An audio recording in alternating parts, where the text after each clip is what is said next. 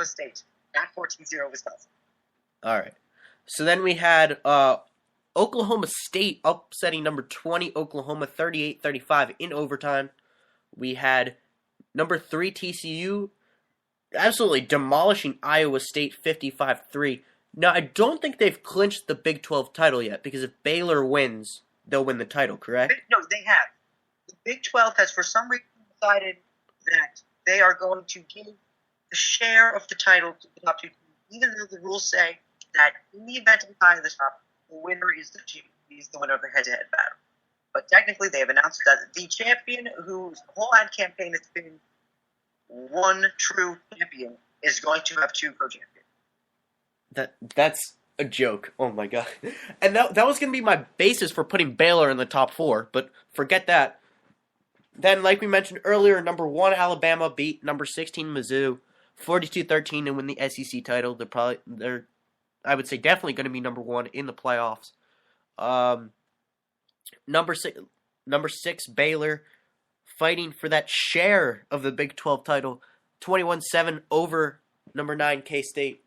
About 5 minutes to go in the second quarter. We have ACC title game. Georgia Tech's beating Florida State right now. Number 11 Georgia Tech over number 4 Florida State, 21-14. 6 minutes left to go in the first half. And then, like you said, 7... What was that? Georgia State did not throw a single forward pass until 9:18 to go in the second quarter. Georgia Tech, they beat my Bulldogs. I wouldn't be surprised if they knock off Florida State here. Because I picked them in this game. I've said this time and time again. Florida State is not that good of a team. They've almost lost to how many unranked opponents? 4, 5? They do not deserve to be in the top. They lost to how many of those imaginary girlfriends in an imaginary court case that better be real pretty soon. It's a joke. But, like you said, number 5 Ohio State up 17-0 on number 13 Wisconsin. I don't know what Melvin Gordon's stats are right now, but we'll look that up.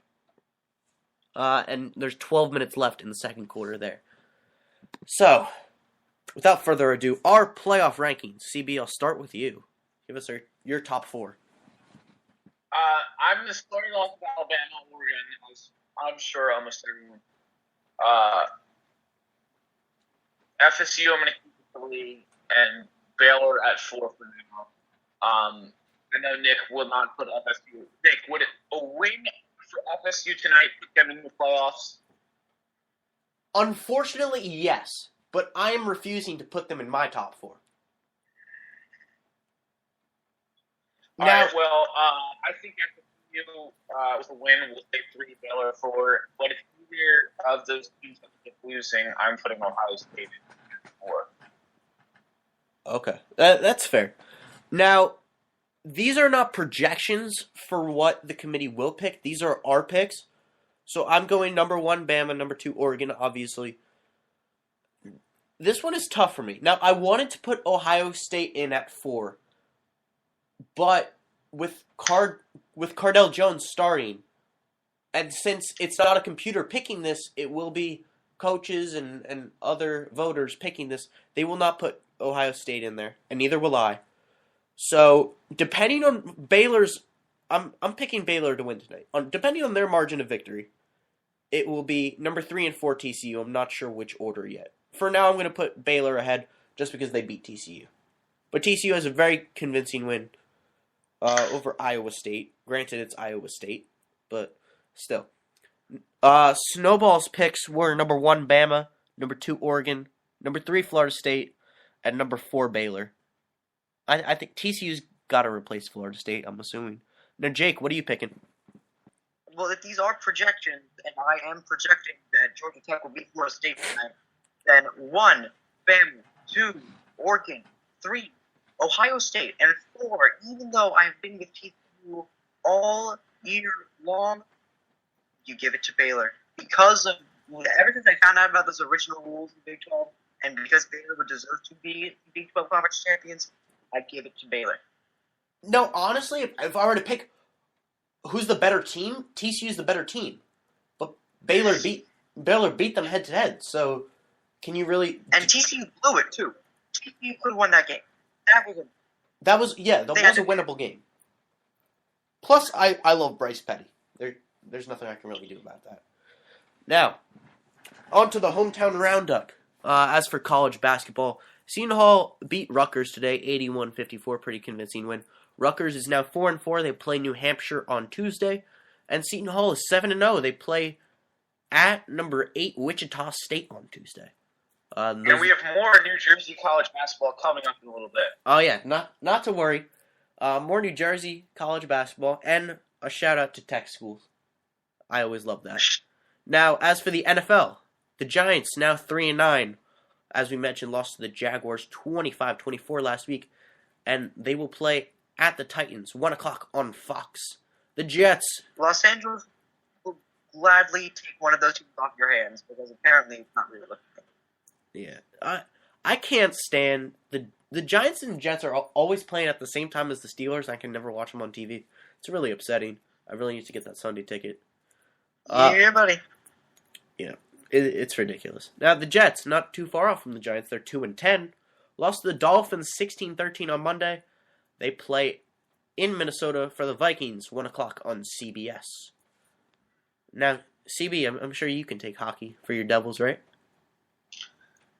Yeah, unfortunately, the worst part about the Devils is that Martin Brodeur got a win against the Islanders. The Devils won 10-12 before they lost 1-0. They won in Toronto 5-3 on Thursday. They played the Caps tonight. The Hurricanes Monday, and they're going to play the Flyers on Thursday. The Rangers lost to the Lightning on Monday. They're playing the Red Wings tonight. They play the Pens on Monday. And the Islanders are not. They beat the OT 3-2 on Tuesday. They beat Ottawa 2-1 on Thursday. As I said earlier, they lost the Blues today 6-4 after nothing. And Marty Brodeur got his first win for a team that does not have a devil as their mascot in his career. That was quite bad. They'll play the Wild on Tuesday, Blues on Thursday. All right. And then we have, of course, the New York Rangers. They're 11-9-4. Lost to Lightning Monday 6-3. They're playing the Red Wings tonight. Check up on the score for that one. And then they play my Penguins on Monday. So the Rangers right now, let's see what they're at. And of course the Penguins beat the Senators today, so very happy about that. Going into that Rangers game on Monday. And the Rangers are currently down 3-2 for the Red Wings. 4 minutes to go in the third period. Kevin Kline and Rick Nash scored for the Rangers in the first period. Second period, Riley Sheehan and Luke Glendening. Hope I'm saying that right. In the second, and then Darren Helm in the third period. So we'll get you a final, hopefully, on that before we wrap up the show tonight. And then the Islanders. They beat the Senators in overtime, 3-2 on Tuesday. Won in Ottawa for the Senators, 2-1 Thursday. They lost to the Blues, like you said, Martin Brodeur, 6-4 today. They are in Minnesota for the Wild on Tuesday, and in St. Louis for the Blues again on Thursday. Yeah, when you have a franchise like the Islanders that is able to win, it's just so significant you have to say it twice. Yeah, I feel like they're I said this last show. I feel like they're the Mets of hockey. They get everyone's hopes up in the beginning of the season, and then they're going to come crashing down. I really, truly believe that. I don't know about you guys. Huh. Now, Will you say that about next year the Mets go to the playoffs? When the Mets go to the playoffs? When? What? CB, are you on drugs again? Nick, when Clayton Kershaw wins the playoff game? I didn't say when with that. Look, yeah, we weren't. The only time we'll see the Dodgers and the Mets together is when Bartolo Colon traded to the Dodgers for Matt Kemp. Colon broken Matt Single in the bottom of the ninth. The ruptures of the Achilles tendon with the broken splinter of the third baseman. Down goes Steve Dwight. The Dodgers advance. Right. Fun stuff. Who remembers when Bartolo Colon had that We were actually all together, and Bartolo Colon was in the process of pitching a perfect game. CB, you remember that? I'm sure CB remembers that. CB remembers that. And they got broken Shout up. out to Monica. Yeah, there's an unfortunate text message. It was probably the most hilarious thing I've ever been a part of. Because I was upset because I had picked up Bartolo Colon when he was on my fantasy. we were just sitting at dinner. We were at camp that week. We were just sitting at dinner. Bartolo Colon is... dinner. That really counts as that food's dinner. Okay, yeah. Well, we were eating bagels at 6 o'clock at night. No chocolate milk. Yeah, there was no chocolate milk. This was the worst college to stay at ever.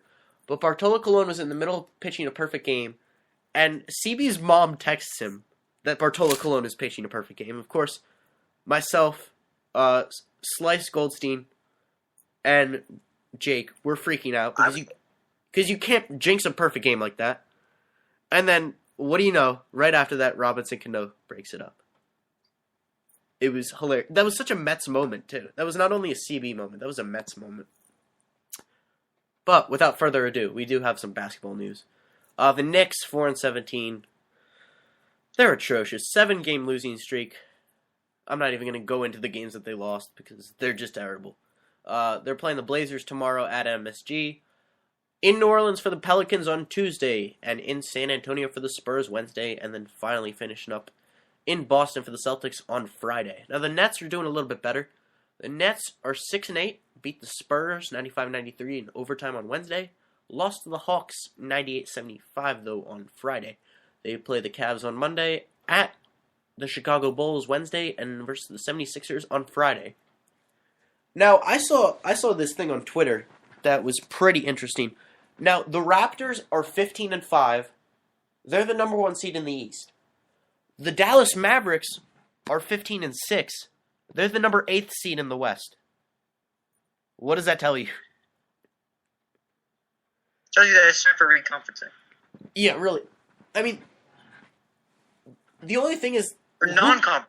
Who can you take from the West and put in the East? The Grizzlies? You don't. Or are we just going to do, like... Are we going to do the American Conference and the National Conference for basketball? Basketball conference. And everyone is involved. Or international, because Canada. Yes, we bring in Olympiacos, we bring in Panathinaikos, we bring in Barcelona, Real Madrid. We have Toronto. Okay, I was trying to get the Greek players involved, like Vasilis Spanoulis. You can join too. No, we only care about good basketball players. Oh, and actually, now CB was telling me I went the entire show last week. I was really upset about this. I went the entire show last week without talking about Costa Papanikolaou. So I have to mention him now. But Costa Popcorn? But I do have to give a special birthday shout out to the Greek freak Giannis Antetokounmpo. It's his birthday today after a major poster last night, which was absolutely insane. We'll have to tweet out that video. But that was great. I guess this can all kind of qualify as my homer statement of the week. But really, it's all about the Penguins. Shutting out CB's Devils. 1-0. It wasn't a high-scoring game. But it was a great game. Wouldn't you agree, CB? Sure. One of the many stops on Sidney Crosby's MVP repeat tour. Malkin was great. I just can't even put into words the greatness that is the Pittsburgh Penguins and the misery that is the New Jersey Devils. I'm sorry, but I had to. Excuse me? Okay, I'm sorry. He's one of the best players in the league. Just like if there's one thing I've learned, middle of his contract, it's not necessarily a good thing for your team. If there's one thing I've learned as also for Kings fan, is that the regular season doesn't mean. As long as you're in the playoffs, it doesn't matter. Yes. Okay. You still have to make the playoffs. But as for the bruh of the week, now this was suggested by Jake Liker, actually. Johnny Hecker, Yes. one of my favorite punters in the league. Obviously, he's behind Pat McAfee. He's behind Brad Yes. Wing. But Johnny Hecker's up there, I'm not going to lie. Now, he got a major contract, and Jake, what was the official statement there? It was pretty great. The official statement from the Rams